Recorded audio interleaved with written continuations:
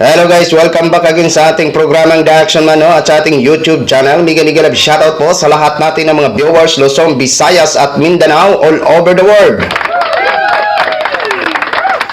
So ito po mga ka-action, mga kakampeng, may ganito na po na nangyayari sa Davao.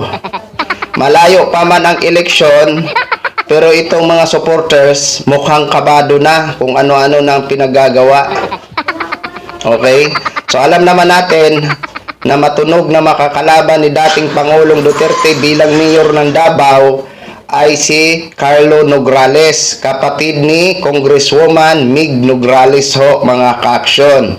Ano bang nangyayari? Malayo pa, ganito na ang senaryo na pinapakita ng mga taga-suporta.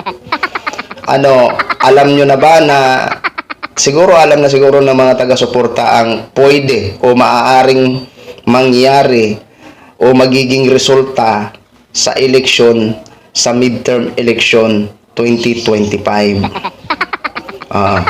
May baklasan na nangyayari.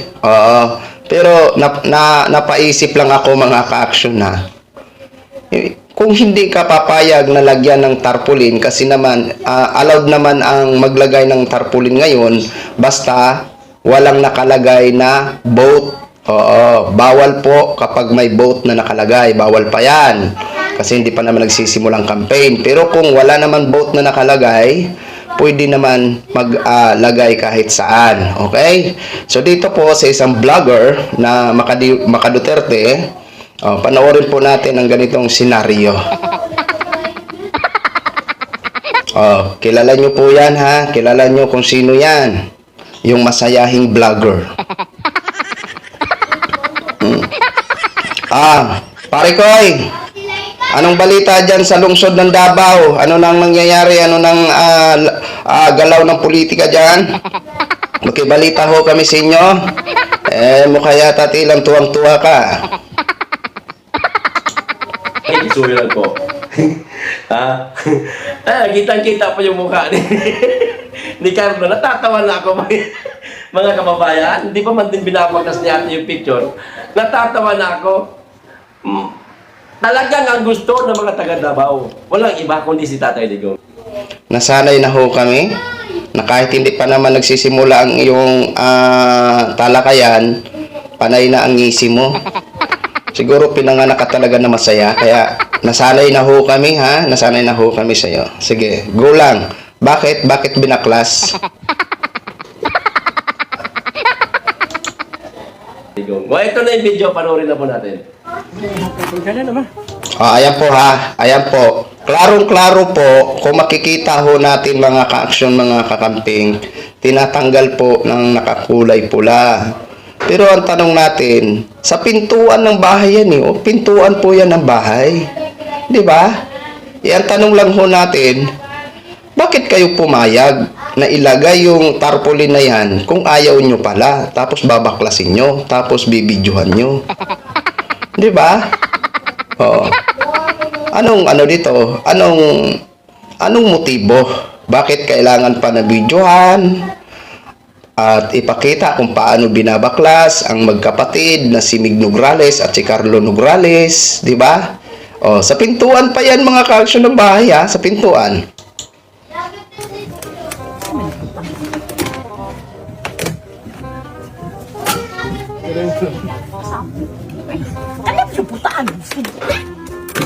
Nagalit na si Ating.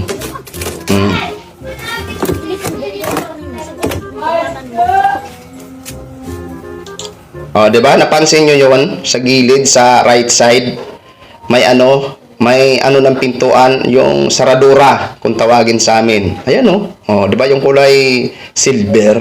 Di klarong-klaro ho na pintuan. Diba? Napakaano naman na nandyan na nga nilagay sa pintuan. Siyempre, kung ayaw nyo ipalagay, huwag nyo ipalagay. Diba? Pintuan na yan Maintindihan sana natin kung hindi nila alam yan kung nasa likod ng bahay. Pero nasa pintuan po yan mga ka-action. At siyempre, nagpaalam po talaga siguro ang naglagay niyan. Hindi naman pwede na, grabe naman nakagarapalan na naglagay niya na pintuan mismo. Hindi magpapaalam sa may-ari. Siyempre, alam ng may-ari yan. Diba?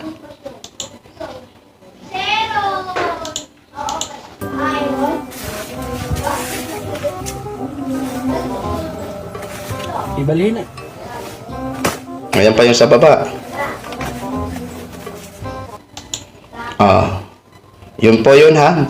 Maiksi lang po yan mga ka-action, mga kakamping. Okay?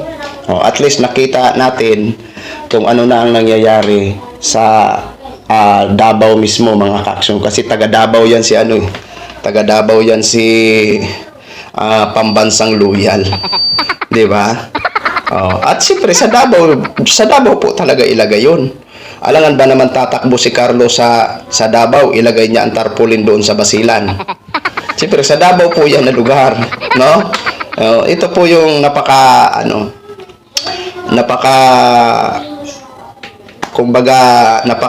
bitter, di ba? Kasi sipin mo ha, nasa pintuan ng bahay mo. Siyempre, kung ako halimbawa ang tagapaglagay ng tarpaulin o tagadikit ng tarpaulin ng aking kandidato halimbawa, magpapaalam ako sa may-ari na bahay. At saka yan, sa pintuan pa yan eh. Di ba? Baka kasi kinakabahan na kayo na baka hindi na manalo ang tinatawag nyo na tatay nyo digong. Di ba? Kasi alam natin na matunog na ang pangalan ng mga Nograles, di ba? At sila talaga ang tumandok dyan mismo sa Davao City, ang mga Nograles.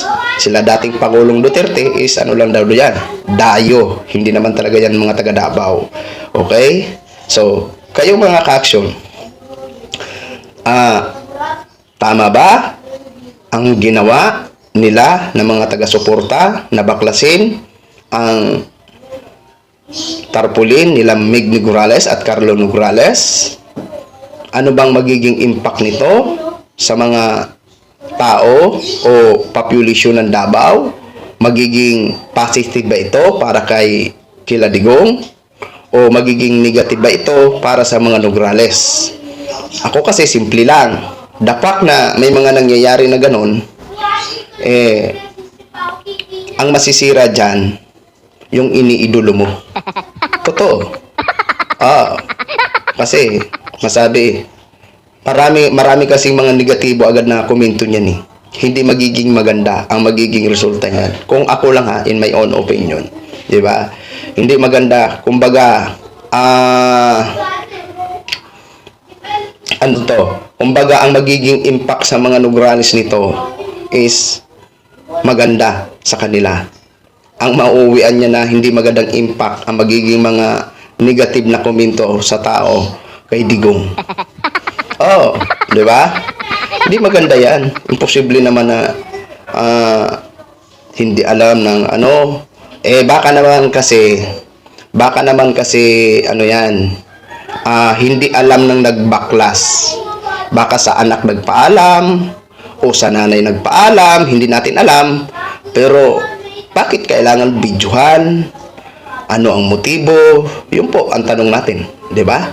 So, yun lang po mga ka-action, gin-share ko lang ho sa inyo. Maraming salamat po sa ating mga viewers Luzon, Visayas at Mindanao all over the world. Ako po ang inyong lingkod, si The Action Man. Have a good day, everyone. Beautiful.